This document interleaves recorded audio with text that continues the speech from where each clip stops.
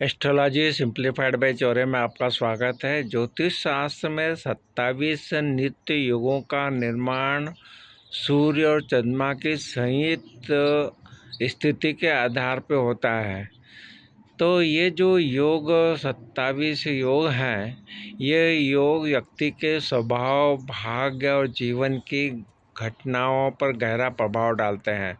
पंचांग के अनुसार इन 27 योगों में से 14 शुभ माने गए हैं और 8 अशुभ और 5 मध्यम माने जाते हैं। हम बात करेंगे 27 योगों की सूची और उनके जीवन पर पड़ने वाले सामान्य प्रभावों का विवरण दिया जाता है, तो उसको आप अपने कुंडली में लगा के देखिएगा। 27 नित्य योग और उनके प्रभाव के बारे में बात करें तो जब भी आप अपने कुंडली का विश्लेषण कराते हैं तो अपनी कुंडली में देखिए कि आप किस 27 योग में से किस योग में हैं। उसके अनुसार जो अभी हमने बता रहे हैं वो आप उसमें लगा के ज़रूर देखिएगा। पहले जो है इसको विकुंभ योग कहते हैं। इसे अशुभ माना जाता है। जातक कठोर स्वभाव का हो सकता है, लेकिन वह व्यापारिक कार्यों में तेज और धनवान होता है।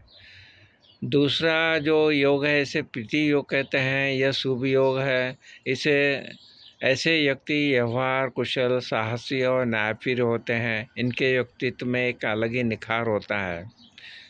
तीसरा योग है आयुष्मान योग। इस योग में जन्मे व्यक्ति दीर्घायु होते हैं और उन्हें नई जगहों पर यात्रा करने और कला का शौक होता है। चौथा योग है सौभाग्य योग। नाम के अनुसार ही यह भाग्यशाली योग है। जीवन में अचानक अवसर, सहज विकास प्रदान करता है। पांचवा योग है शोभन योग। जातक आकर्षक व्यक्तित्व वाला, बुद्धिमान और दयालु होता है। ग्लैमर, मीडिया जैसे क्षेत्रों में इनकी अच्छी सफलता मिल सकती है। छठा योग है इसे अतिगण्य योग कहते हैं। इसे अशुभ माना जाता है। यह जीवन में अचानक संकट, कठिनाइयाँ और मानसिक तनाव लेकर आता है। सातवां योग है जिसे सुकर्मा योग। यह बहुत ही शुभ है। जातक धनी, बुद्धिमान, आध्यात्मिक होता है। इसकी व्यावसायिक दृष्टि उत्कृष्ट होती है। आठवां योग है धरती योग। ऐसे जातक धैर्यवान, कुशल, निर्णय लेने वाले, हालांकि इनके मन में कभी कभी अशांति रह सकती है। नौवां योग है शूल योग। शूल योग वाले जातक भरोसेमंद, भाग्यशाली, समाज सेवा के प्रति समर्पित होते हैं, लेकिन स्वास्थ्य के प्रति सावधानी की आवश्यकता होती है। 10वां योग गंड योग। गंड योग इसे अशुभ माना जाता है। जातक बातूनी हो सकता है और इसे जीवन में कई बाधाओं और जटिलताओं का सामना करना पड़ता है। 11वां योग है वृद्धि योग। वृद्धि योग निरंतर उन्नति देने वाला योग है। जातक को सफलता, समृद्धि प्राप्त होती है। 12वां योग है ध्रुव योग।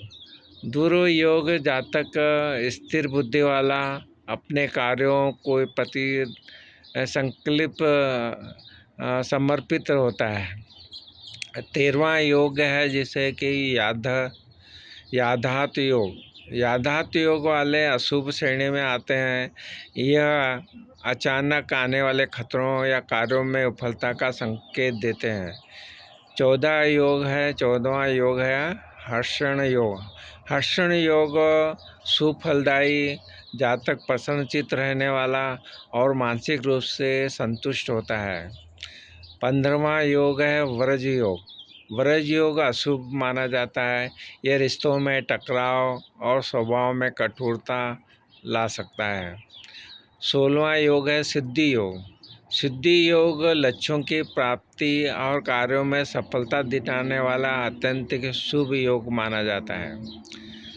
17वां योग व्यक्तिपात योग। व्यक्तिपात योग बहुत अशुभ माना जाता है। इसमें अकारण संकट और अचानक बाधाएं आने की संभावना रहती है।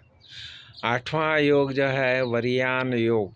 वरियान योग जातक आनंद प्रिय, कला प्रेमी और समाज में मान सम्मान पाने वाला होता है। 19वां योग परिधि योग। परिधि योग, इसमें कार्यों में बाधाएं आती है, लेकिन जातक ज्ञानवान होता है और बाधाओं पर विजय पाने की शक्ति रखता है। 20वां योग है शिव योग। शिव योग आध्यात्मिक उन्नति और मानसिक शांति के लिए श्रेष्ठ माना जाता है। जातक कल्याणकारी कार्यों में रुचि रखता है। 21वां योग है सिद्ध योग। सिद्ध योग मनोवांछित कार्यों में सफलता और कुशलता प्रदान करता है। 22वां योग है साध्य योग। साध्य योग कठिन कार्यों को भी सिद्ध करने की क्षमता देता है। जातक धैर्यवान होता है। 23वां योग है शुभ योग। शुभ योग व्यक्ति का जीवन सुखद, सुंदर और प्रभावशाली होता है। 24वां योग जो है वो शुक्ल योग। शुक्ल योग जातक का मन निर्मल होता है और उसे हर कार्य में यश मिलता है। 25वां योग है ब्रह्म योग। ब्रह्म योग अत्यंत शुभ और दुर्लभ। जातक साहसी, निडर, आध्यात्मिक ज्ञान का भंडार होता है। 26वां योग है इंद्र योग। इंद्र योग व्यावसायिक और पेशेवर उन्नति के लिए बहुत ही अच्छा योग माना जाता है। 27वां योग है वैधर्ती योग। वैधर्ती योग अशुभ योग है। कार्यों में बार बार परिवर्तन और अस्थिरता रह सकती है। हमने सभी 27 योगों के बारे में बात की। मुहूर्त शास्त्र के अनुसार शुभ कार्यों जैसे विवाह, गृह प्रवेश या नया काम शुरू करने के लिए इन योगों का विचार करना अनिवार्य माना जाता है।